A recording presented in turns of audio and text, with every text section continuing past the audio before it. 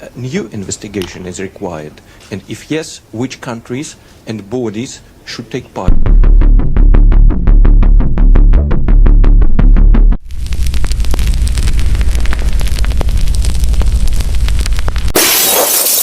Henshin.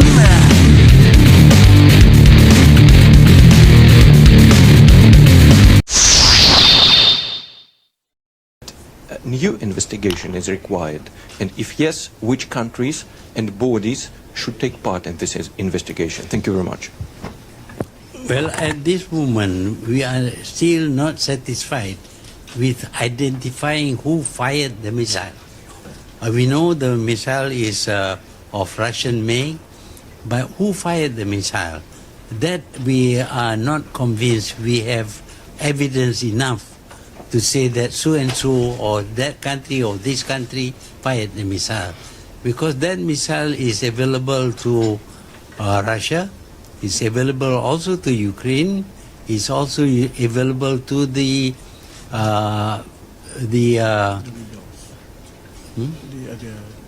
rebels in Ukraine.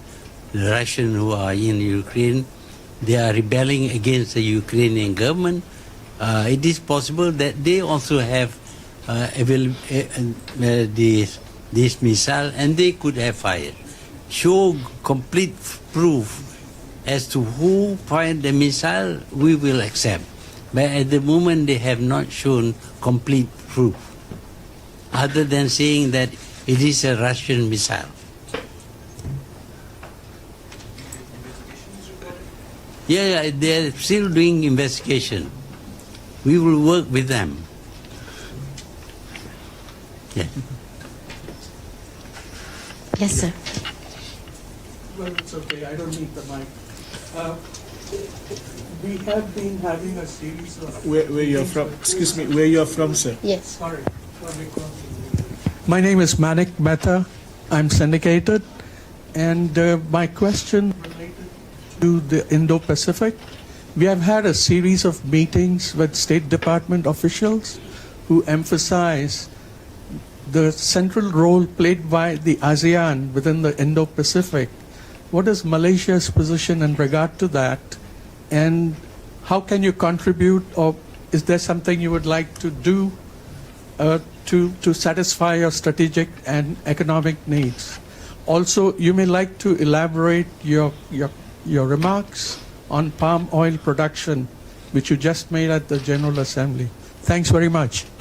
Yeah, we understand there is a dispute there.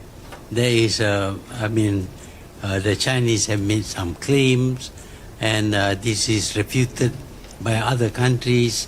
But the settlement should be through negotiation, should be through talking with the Chinese, with whoever it is that is worried about Chinese policies and Chinese claim. Now, ASEAN is in the center of the whole region. Naturally, we are very concerned, but we would like to see the countries like the US and China talking to each other, negotiating, finding out how best to reduce tension there. But sending warships and things like that is provocative. I know the Chinese also send their warships there, and then Americans send their warships, but there may be an accident. And once there is an accident, you don't know how that can flare up. So we would like to see no warships stationed in that area, the Indo-Pacific area, because I don't think it will contribute towards lessening the tension. Palm oil? Oh, yeah.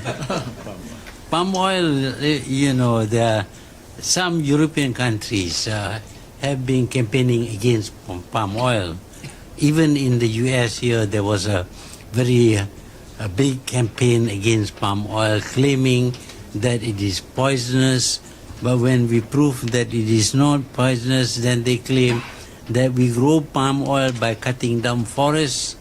But actually not much of the forest is cut down, because palm trees are grown in the areas cleared before by our colonial masters to plant rubber, and we have cut down the rubber tree in order to grow palm trees, because palm trees gives much better returns. And but this talk that we are damaging the forest, burning the forest, is not a proper excuse.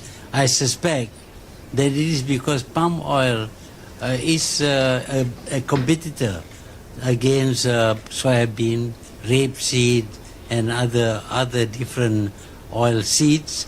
So they cannot compete against palm oil, because with palm tree, you plant the tree, and for 25 years you harvest. But if it is soybean or rapeseed, you have to plant every year. So they cannot compete.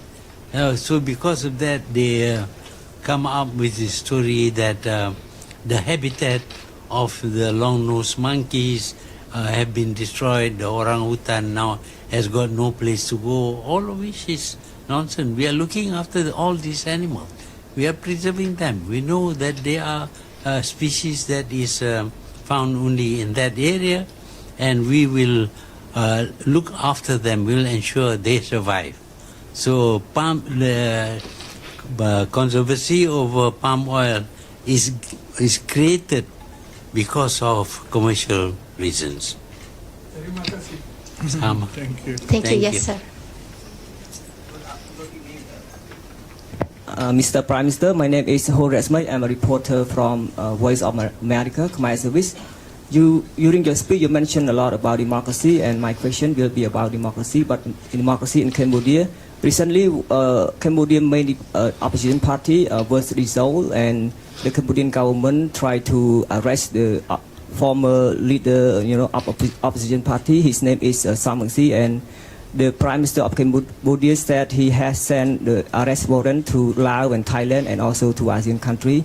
I would like to get confirmation from you whether you get the arrest warrant from the Cambodian government to arrest the opposition leader Sam Si, or you're not received it yet. Thank you. Well, generally we believe in democracy. We want to practice democracy, and we think that countries should have that system of government. But we don't interfere in the internal affairs of countries, as much as we do not like other people to interfere in the internal affairs of Malaysia. We had a problem before with the previous regime, but we didn't expect to be helped by anybody. We solved the problem by ourselves. But does your country get the arrest warrant from the Cambodian government to arrest this leader, the opposition leader Sam Si? I mean the opposition leader of the Cambodian National Rescue Party. Did not receive anything. No. So, but if he come by Malaysia, will Malaysian authority arrest him? I mean the former leader of the Cambodian National Rescue Party. We don't interfere in the internal affairs of countries. Okay, thank you so much. No. No. Okay, thank you, sir. Can we give way to this man in white shirt, please? Thank you, Mr. Prime Minister. I'm Gakushu Fujiwara with Asahi Shimbun, Japanese newspaper. Yesterday was the International Day for Total Elimination of Nuclear Weapons. But it seems to be very difficult to achieve it under the current international political situation. Japanese government want to be bridge between nuclear weapon states and non-nuclear weapon states. My question is, what should Japan do in order to make the nuclear-free world as the only country to have experienced atomic attack? Thank you. Well, Japan is unique. It is the only country in the world which rejects war as a solution to problems. Certainly not aggressive war. Defense war, yes, but aggression, no. That is a very good principle, not to resort to war.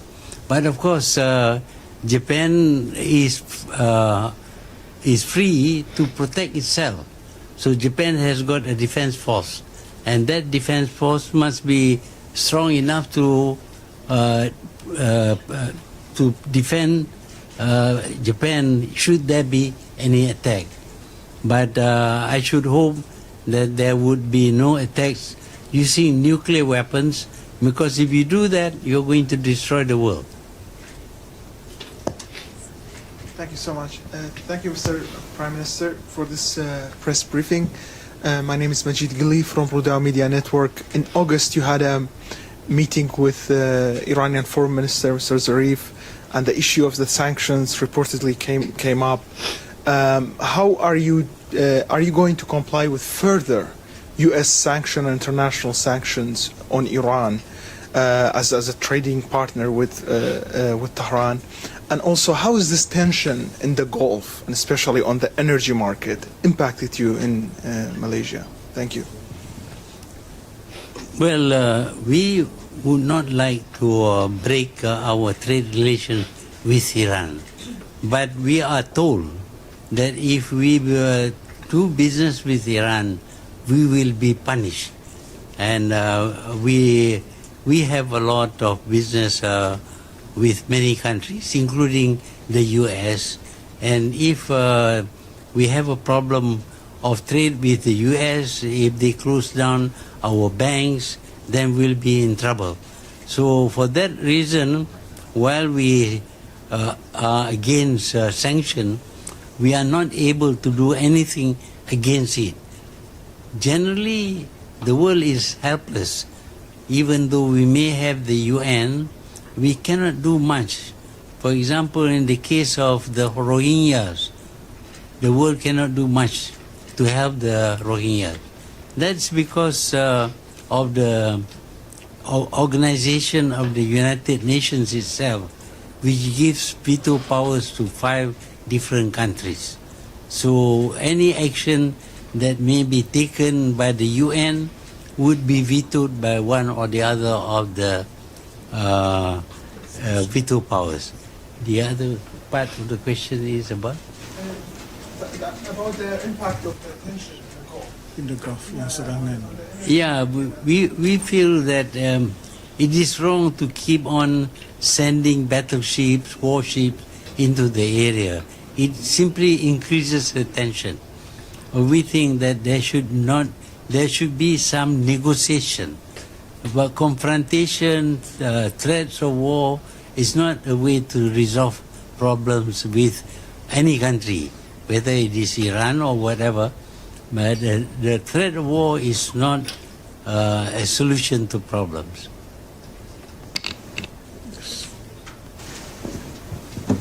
Thank you, Prime Minister. I'm Genji Yamaguchi from Kyodo News, Japan. I have 2 questions. The first one is very easy. How many times have you ever addressed in a anger, general debate? This is the... This is ditanya berapa kali dah you address the UN General Assembly. This is now 11.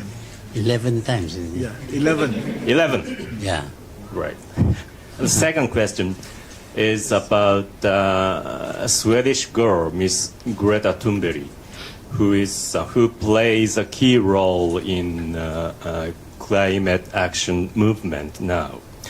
Actually, your age is more than 5 times than her age. She's now 16 years old. So can you tell me how do you see her activity or youth power? How do you see her activity? Thank you. Berita is the Swedish.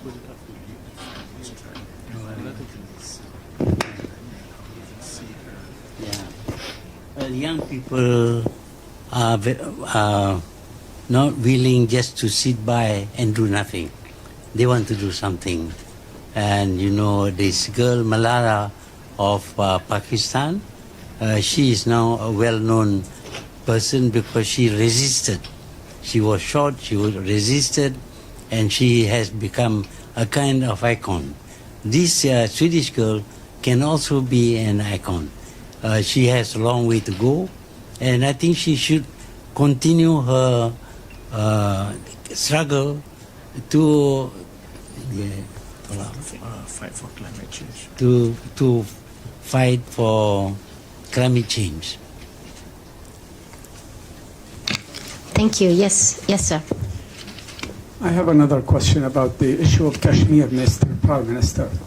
I mean, both India and Pakistan are neighbors, and you are concerned about the safety of the Asian continent, and you might have good relationship with both countries. So have you tried to talk to both countries to calm down and to restrain themselves? Because as you heard the speech today of Imran Khan, he was very passionate, and he felt that the international community might be marginalized by the drums of war. Well, I did have a session with Mr. Modi. I met him in Vladivostok. It was a long session. He was explaining why he took that action. Well, he also agreed with me that even India has solved problem through negotiation with Bangladesh and others. So I suggested to him that since India has experience with negotiating to reduce conflict or to eliminate conflicts, why not use negotiation to do so rather than to invade Kashmir?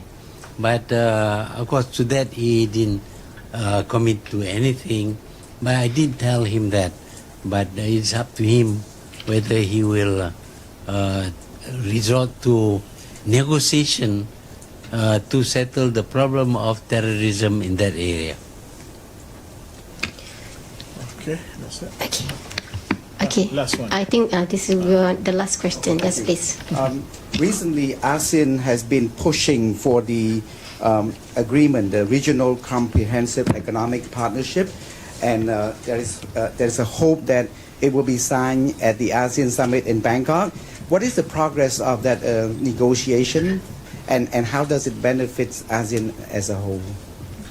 Well, working together is always useful. Of course, not too close, because we see what happened to the European Union. We want to avoid that. But cooperating with each other in the field of manufacturing, for example, would be good for all the ASEAN countries. Supposing we want to build a car and we distribute the process to all the ASEAN countries. One country will design the car, another will test the car, a third will produce certain parts, and then you put together in the country that you are going to sell. That I think would be beneficial, because ASEAN has got 650 million people, half the population of China, and yet we don't have even half the strength of China. You see, so with our big population, we must learn how to exploit that population. Even though we are poor, China was poor before, even poorer than Malaysia, but because it changed strategies, today China is a very rich country. We should try and learn from China how to develop our country fast by cooperating with each other. Do you think it will be passed or will be signed at the ASEAN Summit? So it's still under negotiation. If we are still negotiating. All right. Okay, with that, members of the media, ladies and gentlemen, thank you for your participation and enjoy the rest of the day. Thank you. You remember me? Yeah, I remember your face. In Bonn.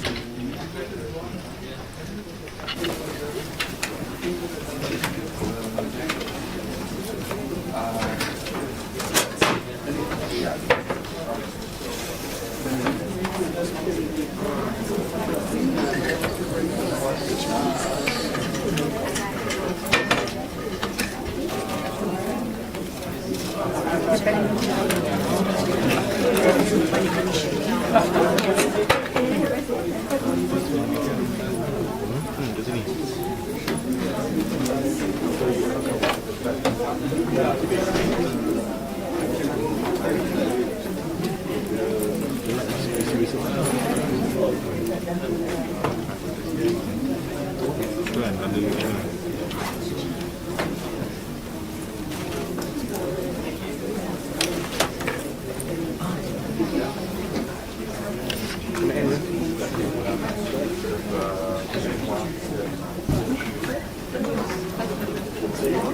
SADO-MAN amat menghargai setiap super thanks, super chat dan super sticker yang anda berikan.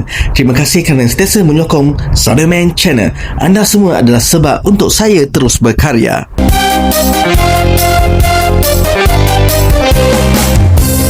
Terima kasih kerana telah menyokong SADO-MAN Channel. Jika anda merasakan video ini bermanfaat, sila subscribe dan share.